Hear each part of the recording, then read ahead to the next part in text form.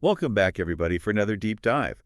This time, we're going to be looking at something that I think a lot of parents struggle with, and that is yelling at their kids. And does it actually work? Yeah. We've got a research article here that looks into this question and digs into the effects of what they call harsh verbal discipline on teenagers. Right. And let's just say that the results are pretty interesting. Yeah. I think we're all kind of aware that yelling is not great, Yeah. but sometimes it feels like it's the only thing that works right, Right. or the only option. Yeah, it definitely can feel that way sometimes in the heat of the moment. Exactly. So to have some research that actually backs up the how and the why of why yelling doesn't work, I think it's really interesting and valuable. Absolutely. And I think what this study does is really important because it goes beyond that simple, like, don't yell. Right. It really goes deeper into, like, why is it ineffective? What happens over time when we use yelling as a discipline strategy? Right. And what are those long-term consequences? Yeah, that's great. So it's a really fascinating look at the whole picture. Yeah, so one of the first things that this study did was define what they mean by harsh verbal discipline. Right. And it's not just about the frequency of yelling, Yeah. but also the type of language used. Exactly. So shouting, cursing, insults. Mm. Things that are really designed to make the child feel bad Right. and not simply correct their behavior. Exactly. And they draw this distinction because they're really focusing on those instances where the goal is to inflict that emotional pain as a way to kind of get control of behavior. Oh, wow. And that's really where things start to become problematic. Okay, so it's not just like, raising your voice when your kid's about to run into the street or something like that. Right. It's about really, like you said, inflicting pain on them.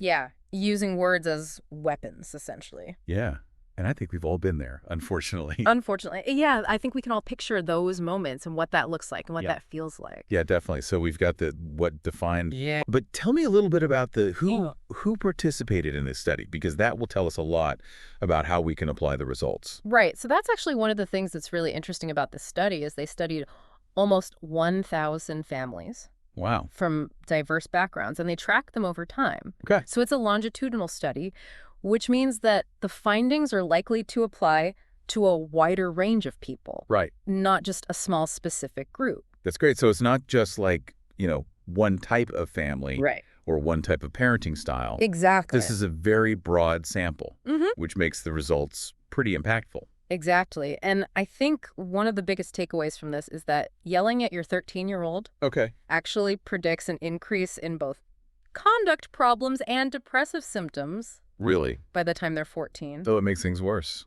It makes things worse. That's not what most people think is going to happen. Right. You would think, kind of scaring them straight or yelling with them would lead to better behavior. But that's not what the data shows. Interesting. And the study was really well designed to control for a lot of other factors so they could really isolate the effect of the yelling itself. So it's not just that kids who are already having problems were more likely to get yelled at. Right. It was that the yelling itself was making the problems worse. Exactly. Okay, that's really interesting. And actually, it gets a little more complicated than that because they actually found this sort of chicken and egg situation where kids who were already exhibiting conduct problems at age 13 were more likely to be yelled at by their parents. But then the yelling itself actually made those conduct problems worse over time. Oh, wow. So it's like a vicious cycle. It is a vicious cycle. You're yelling because they're acting out, but then they act out more because you're yelling. Exactly. And that's where this idea of the coercive cycle comes in, where yelling just escalates the conflict Right. instead of resolving it. It doesn't actually teach them anything. Right? It doesn't teach them anything. It just ramps up the tension and actually creates more problems down the line. So it's like pouring gasoline on a fire. Yeah. You think you're putting it out, Exactly. but you're really just making it rage more. Right. Okay, so yelling is bad. Mhm. We're getting that message. Yeah. But here's a question that I think a lot of parents might ask. Yeah. What if you're a generally warm and supportive parent? Right. Does that buffer the negative effects of yelling? Yeah, that's a really great question. And unfortunately, the research suggests it doesn't. Really? They actually tested that specifically. Uh-huh. And the results were pretty surprising that even if you're usually loving and supportive, Well- yelling still had those same negative effects on kids. Wow. So even if your default setting is good parent, Right. those yelling moments still do damage. Exactly. And that's why I think this study is so important because it really highlights the fact that yelling, no matter how you try to justify it, Yeah. it's really not the way to go. It's not effective. I like And it. it might even be harmful. Wow. Okay. And it raises this really crucial question for all of us, which is, if yelling is off the table, Right. what are the alternatives? Yes. What can we do in those moments when our emotions are running a high Yeah. and we feel that urge to yell? That's what I want to know. Yeah, and that's what we're going to dig into in the next part of our deep dive. Because let's be real, we all have those moments Right. where we feel like we're at our wit's end and we just want to yell. Absolutely. But if yelling is not effective and might even be harmful, Yeah. what are we supposed to do? Yeah, that's the question we're all grappling with, I think. Yeah. So stay tuned because in the next part of our deep dive, we're going to explore some research-backed alternatives. Yeah, we're going to give you some real tools and strategies to use instead of yelling.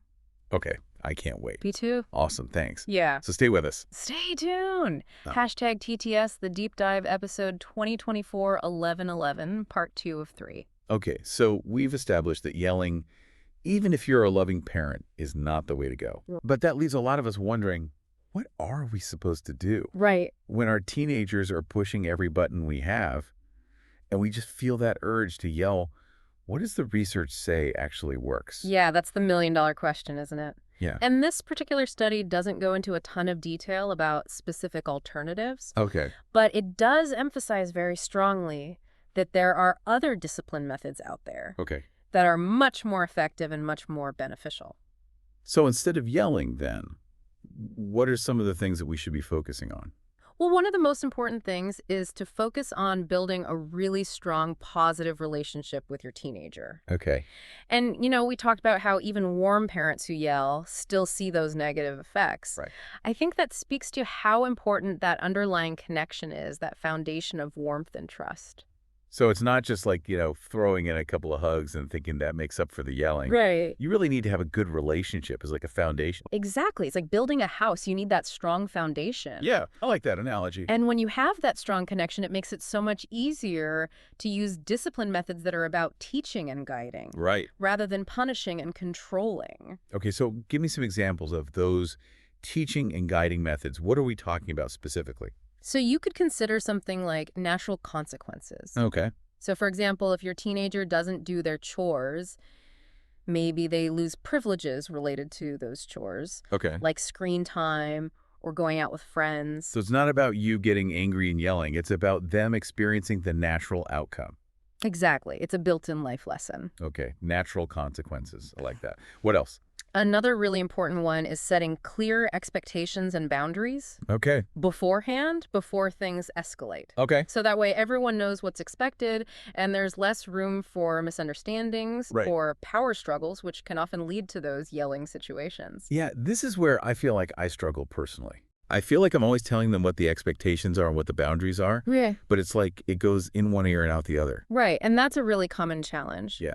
But I think instead of just telling them, involving them in the process, Okay. have family meetings where you talk about the rules, why they're important. Okay. Let them have some input. Let them voice their opinions. So it's more of a collaboration Exactly. than a dictatorship. More of a democracy than a dictatorship. Yeah, I can get behind that. When they feel heard and respected, they're much more likely to cooperate. That makes sense. Yeah. Okay, but what about those times when you're just so frustrated and you feel that yell like bubbling up inside you? Yeah. What do you do in that moment to stop yourself? So this is where self-regulation comes in. Okay. And this is honestly often the hardest part for parents. Yeah. But there are techniques that you can use to manage those really intense emotions. Okay. I'm all ears. Give me the techniques. So first and foremost, it's really important to recognize your own triggers. What are the specific situations or behaviors that make you most likely to yell? Got it. And once you know what those are, you can start developing strategies to cope with them. So if I know that homework time is my personal yelling danger zone, Right. I can like plan ahead for that? Exactly. You can create a different approach. Okay. Maybe you establish a really consistent homework routine that minimizes stress. Or you have a code word with your teenager that signals you need to take a break. I love that. A code word. Right. Yeah. Before things escalate. So it's like a secret weapon against the yelling monster. Exactly. The key is to figure out what works for you Yeah. and your family dynamics. Okay, so we're aware of the triggers. Now what? Yeah. How do we actually stop ourselves from yelling in the heat of the moment? That's where the self-regulation techniques come in. Okay. And there are so many out there, deep breathing exercises, mindfulness practices, Right. positive self-talk, taking a break from the situation, even just counting to 10 before you react. Those classic calming techniques. Exactly. Sometimes we forget about them We do. when we're in the thick of it. Right. It's about having those tools ready to go before you need them. Yeah, and remembering them. Exactly. And remember, it's a practice, not a perfection game. Okay. There will be times when you slip up and you yell. Right, because we're all human. Exactly. The key is to not beat yourself up about it, Okay. but to repair the damage and move forward with a renewed commitment to doing better. So what does repairing the damage look like? So that conversation we had about modeling accountability, Right. that comes into play here big time. Okay. Don't just pretend it didn't happen or brush it under the rug. Right. Acknowledge to your teenager that you made a mistake. Okay. Apologize sincerely, and have a real conversation about how you can handle things differently next time. It seems like this is a whole new way of approaching parenting. It is. It's not about being the perfect parent who never loses their cool. It's about being a human who makes mistakes and is willing to learn and grow. Exactly, and you said it perfectly. Yeah. And the beautiful thing is that when you model that behavior for your teen, Right.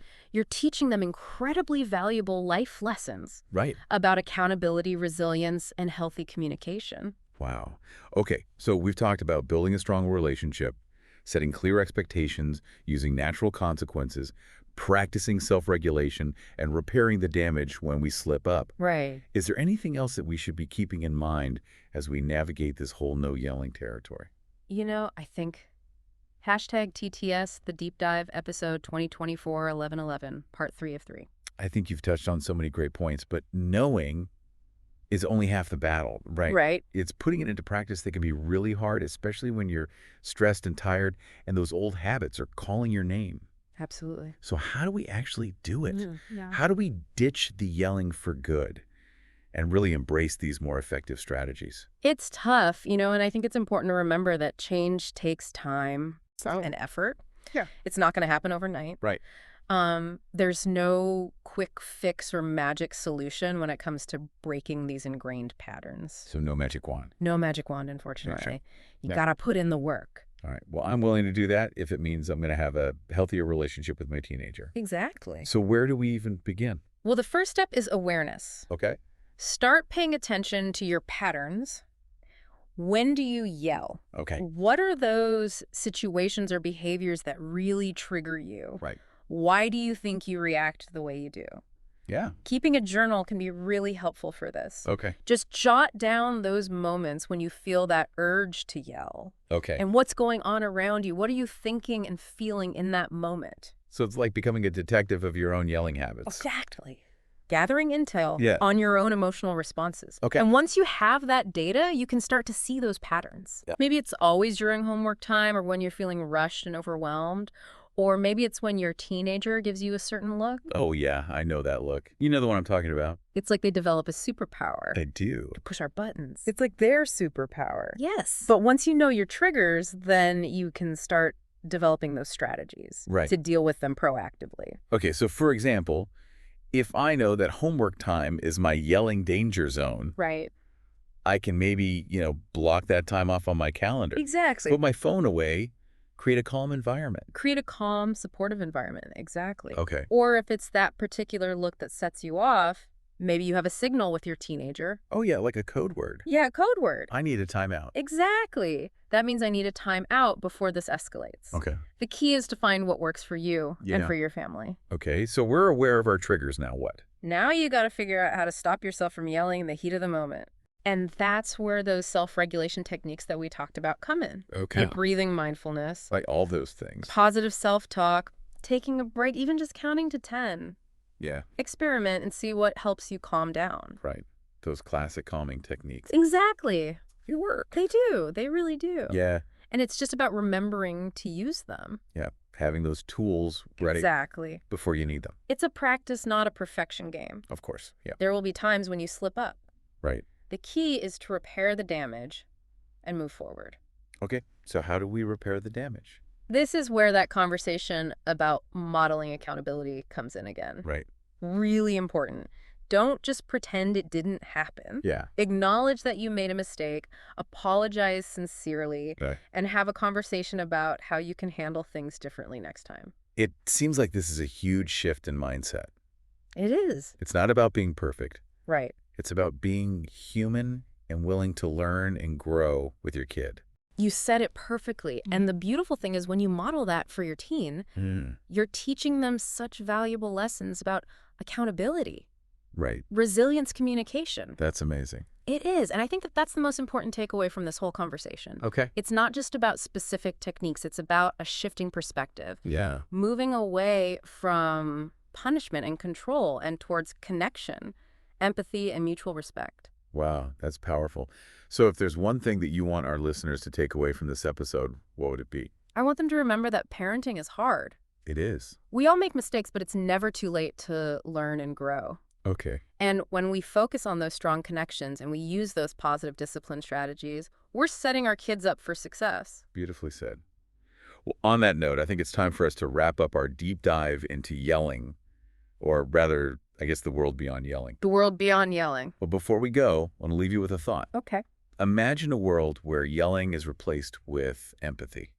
I love that. Punishment is replaced with guidance, and connection is the foundation of every parent-child interaction.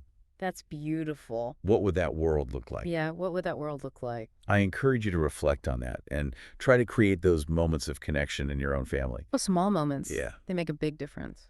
Absolutely. Until next time, keep diving deep and keep those conversations flowing. Thanks for joining us.